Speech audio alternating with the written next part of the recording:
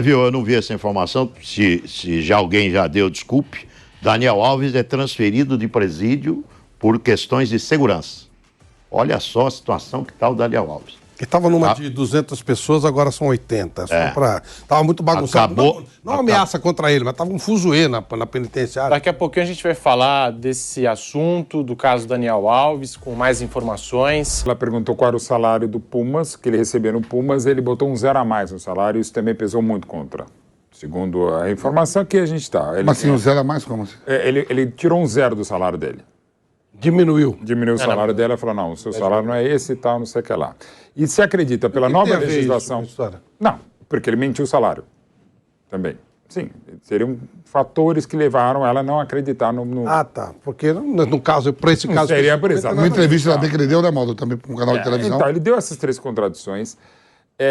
Ela temia, até por conta desse salário, não só por conta do salário, que ele pudesse dar um jeito de sair da Espanha, como não há um acordo de extradição, isso levaria. Então ela acha, e pela mudança na lei espanhola desde 2016, um caso clássico que aqui também não vou falar, porque também não tenho todos os elementos, casos como ele é a primeira pessoa a ter essa punição mais severa em relação àquilo que normalmente acontece na Espanha, inclusive com a prisão preventiva. Então, assim, a situação mudou em outubro do ano passado essa lei na Espanha. A situação dele é muito delicada mesmo, não estou aqui analisando, apenas falando, não estou entrando no julgamento, no mérito, mas é só dizer que uma pessoa que muda 3 vezes a versão e parece que nem os próprios advogados estão, inclusive, se manifestando a esse respeito, lamentavelmente, em todos os sentidos, e sobretudo para a vítima, que é a mulher. Corre o risco que nem o Mendy, de ficar que o Mendy, do que jogava no City, ficou, né? Sim. Ficou preso, não saiu mais. A preventiva lá na Espanha pode ser 2 anos. 2 anos para o julgamento. Para o julgamento. Pode ocorrer isso.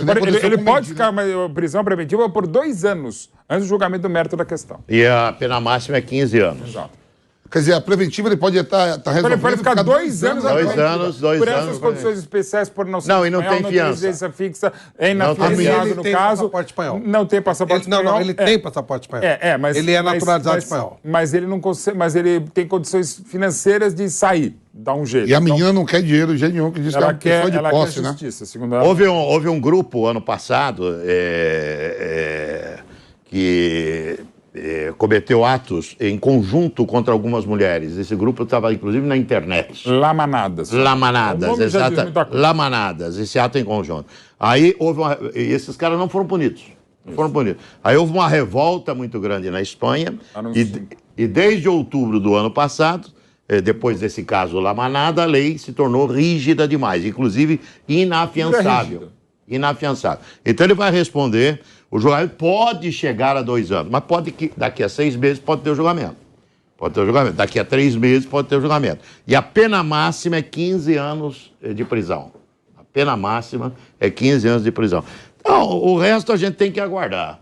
É que nem o caso do Robinho. Ele pediu para dar outro depoimento hoje. O caso do Robinho. O Robinho foi até a última instância na Itália. Não tem mais o que recorrer. O Robinho não existe mais recurso. No caso dele vai caber recurso. Vai ter o primeiro julgamento, vai ter recurso, mas pela lei nova ele vai continuar aguardando, mesmo com o recurso, preso. Esse é o detalhe. Sexta-feira eu ouvi um advogado criminal, especialista em leis internacionais, e ele detalhou esse caso Lamanada e explicou exatamente sobre o caso do Daniel Alves. Eu falei, doutor, e ele pode pedir para cumprir a pena no Brasil? É a única resposta que ele não me deu. Porque ele tem a nacionalidade brasileira e espanhola. Ele tem passaporte espanhol. Então ele pode pedir para cumprir essa pena no Brasil?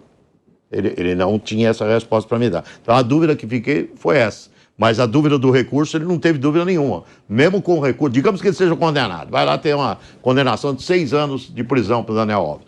Cabe o recurso, vai o recurso. Mas ele tem que aguardar ainda preso durante o recurso. Não! Aguardar preso, penitenciária, até o recurso ser julgado. Então a situação dele não é simples. A situação não é nada simples, é uma situação bem complexa. Como pode ter o julgamento e ele ser inocentado? Como pode ter o julgamento e ele ser inocentado? Então é aguardar o que vai acontecer. Essa questão do Lamanada, que o Mauro acabou lembrando o nome que eu não lembrava aí, essa questão mudou totalmente a rigidez desse tipo de crime na Espanha. Assim como o Nilson disse, né, Daniel Alves vai ficar preso até a investigação terminar. Ele está na penitenciária. É o julgamento. Passou por exame médico, psicológico, antes de ser encaminhado para uma cela, como é prático com qualquer pessoa. O local de detenção é muito diferente das prisões comuns brasileiras, pois tem celas para 1 ou 2 pessoas, área de piscina e biblioteca, por exemplo. A Justiça segue investigando, tomando depoimentos de testemunhas, fazendo a perícia do local e avaliando os exames médicos. Há um prazo de 4 anos para concluir a investigação, mas a tendência é de que toda a apuração termine antes disso, tá? São as informações... O julgamento tem que ser em 2 anos. O Frank Souza, que mora lá na Espanha, está nos acompanhando, ele mandou algumas coisas aqui. Essa história do salário, por que isso foi levantado? A juíza perguntou, segundo o Frank, quanto ele ganhava para, num primeiro momento, estipular uma fiança. E ele falou $30 mil. Aí ela falou, eu tenho o seu contrato comigo e o senhor ganha $300 mil. E aí o negócio começou a complicar. E ele explica realmente, sobre o que o Nilson falou, a pena de 12 anos, de 4 a 12 anos. A mínima de 4, a máxima de 12. E aí o Pedro já acrescentou, vai ter um tempo de processual e tal.